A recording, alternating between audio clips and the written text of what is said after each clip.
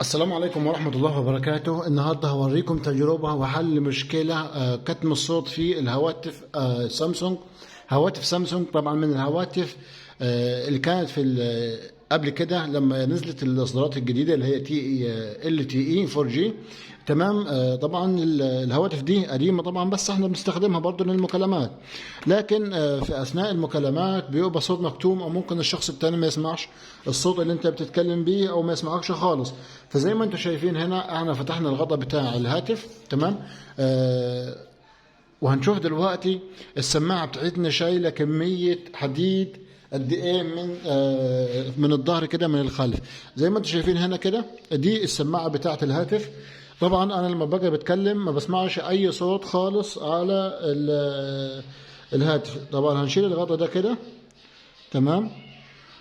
هنبص هنا كده، هنبص كده هنلاقي كمية الصدى والأتربة المتكونة على السماعة قد ايه.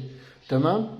طيب زي ما انتم شايفين دلوقتي السماعة دي مليانة تراب وصدى كتير كتير كتير، فأنا محتار أنا أشيله ازاي. فجبت حاجة زي كده، دي مغناطيس، وهنبتدي دلوقتي نشيل.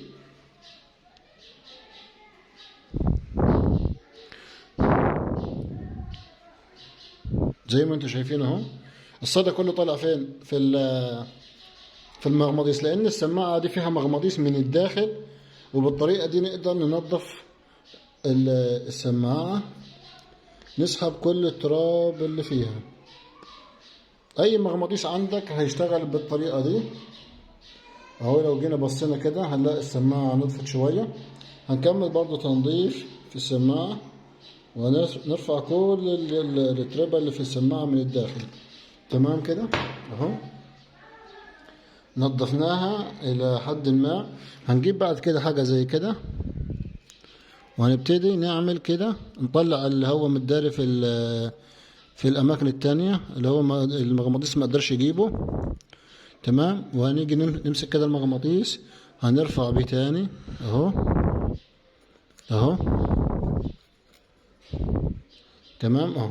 كل الاتربه طلعت في المغناطيس. تقدر تجيب اي مغناطيس تاني وتشتغل بيه غير المغناطيس ده. لو انت ما عندكش المغناطيس ده هتجيب اي مغناطيس بتاع اي سماعه، وهتبتدي تجيب الصدى شمال ويمين في السماعه كده لحد ما تطلع خالص.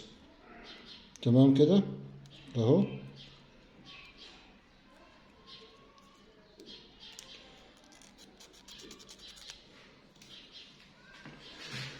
حتى لو جينا نمسح بمنديل ورق اهو،